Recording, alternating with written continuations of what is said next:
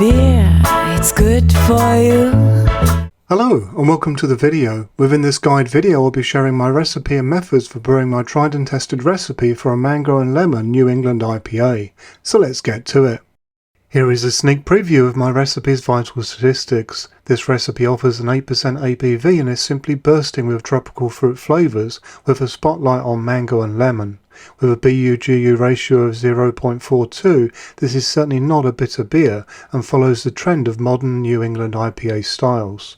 This recipe, like all of my shared recipes, is written by me and can be found in full within the video's description, which is underneath the video window when viewed on a desktop computer. You will also find a link to the full recipe on Brewfather, which can be used free of charge with some restrictions.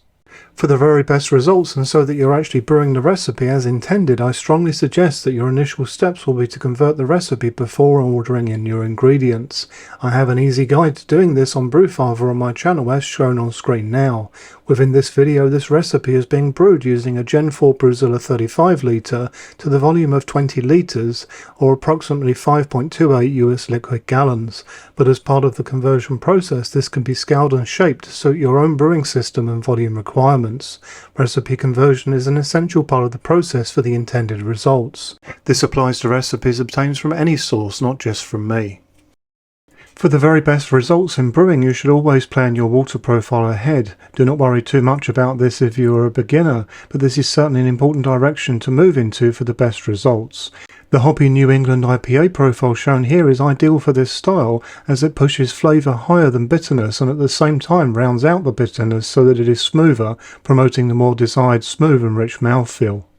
I used this very water profile myself throughout this recipe's development and would highly recommend it, but if you have a profile for New England IPA that you already really love, then there is no problem in using that instead with this recipe.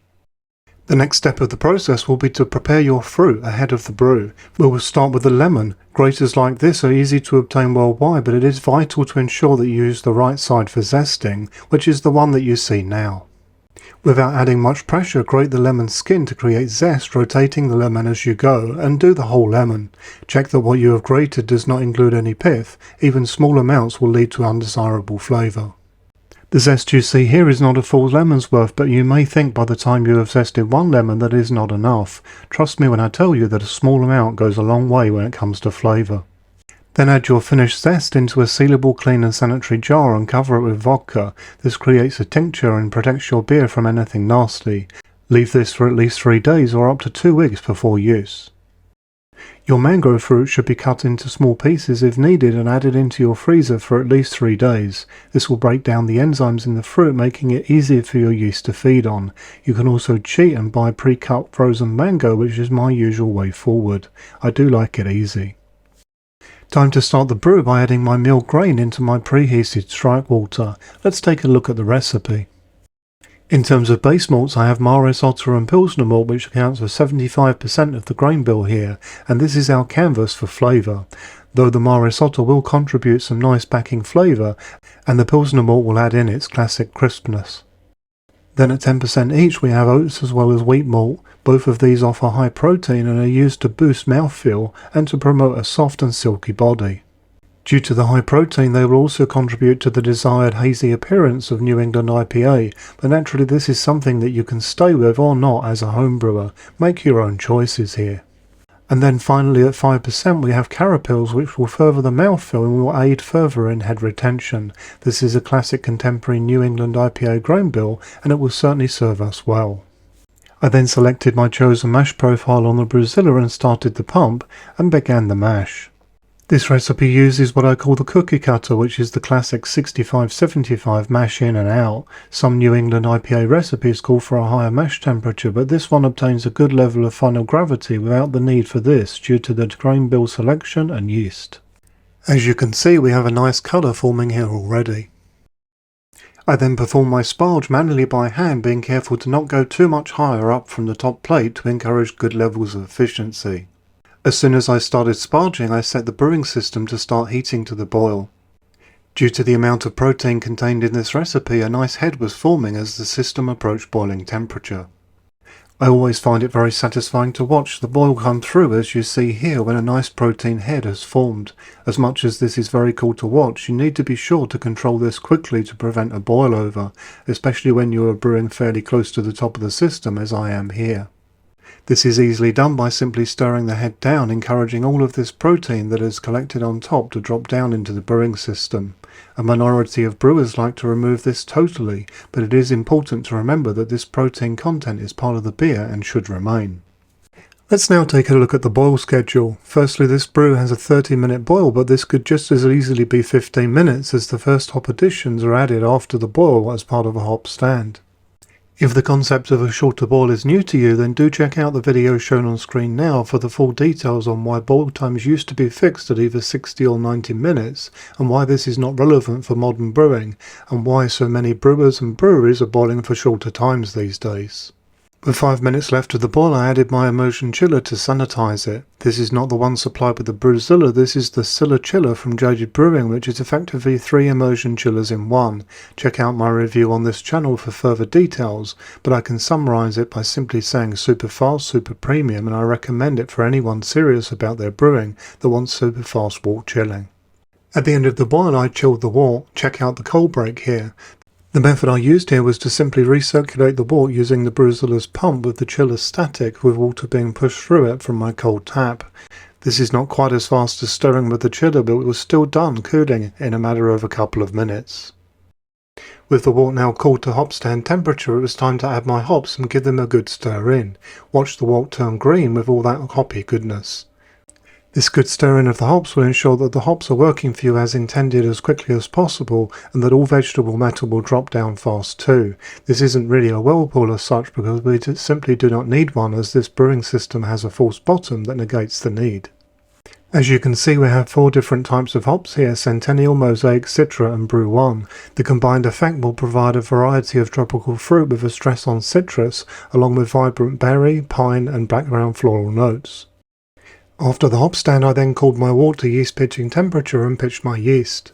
This recipe uses a co-fermentation of Fermentis SO4 and USO5. This is a popular co-fermentation schedule used by breweries and homebrewers alike, and the concept is to gain the fruity esters of SO4 and the attenuation rate of USO5, meaning that this will have fruity esters and also ferment drier.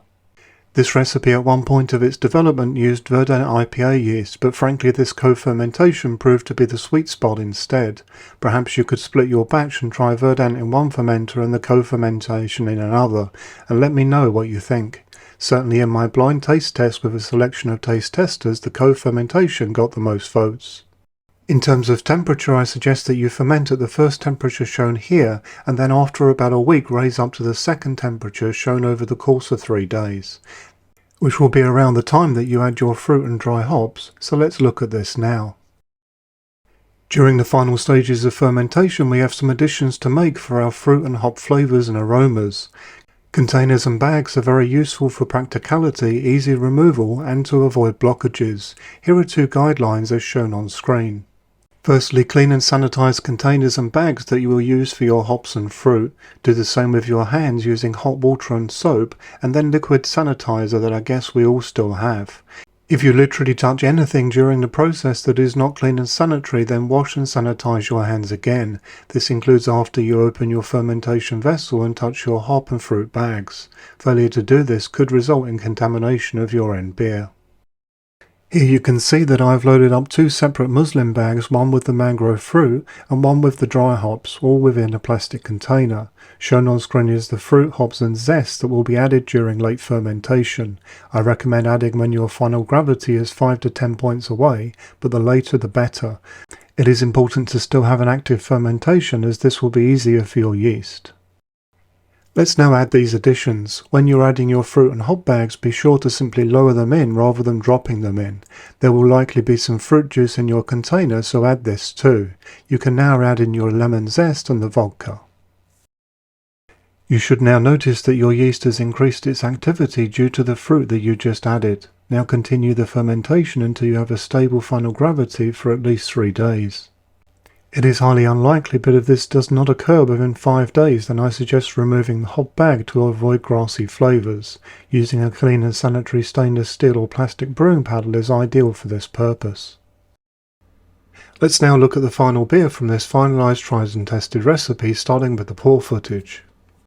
This beer has been in the keg for just under 2 weeks at this point at an average temperature of 5 degrees Celsius, which is the equivalent of 41 degrees Fahrenheit. It has been under 12 psi of pressure, which is 0.83 bars for this time, and I'm also using this pressure for serving too. No attempts have been made to clear this beer, so what you see are the natural results, in keeping with the New England IPA style. It also has that characteristic orange haze look that we have come to expect from New England IPAs. My tasting notes are as follows. Aroma. Here we have fresh lemon and tropical fruit on the nose with a very nice citrus edge to it. Flavour. Smooth citrus tropical fruit on entry with a larger mango presence with a citrus lemon fresh finish with refreshing bite. This description really makes it sound very simple, but there are various types of fruit at play here in the background of the mango and lemon that also play a role in the overall flavour, making this refreshingly complex. Here are some further notes to this recipe. The lemon addition in this recipe has been carefully tweaked over various test brews to boost the citrus element of the recipe as a whole, and also so that the lemon appears on its own at the finish. However, the mango addition is quite the opposite, being present in the beginning only. My final impression is that this is a contemporary New England IPA with boosted mango and lemon flavours, alongside tropical fruit flavours with added citrus. It offers a level of complexity that keeps it interesting, and it is highly refreshing. I would love to hear from anyone who brews this recipe to hear their thoughts. Certainly it has been a big hit with those that have tasted this so far. I do hope that you found this video useful, informative and interesting. If so, why not consider liking and subscribing? For further support you can join the channel's Facebook group, and if you would like to support the channel then check out the channel's merchandise store, as all profits go back into the channel. Until next time, happy brewing!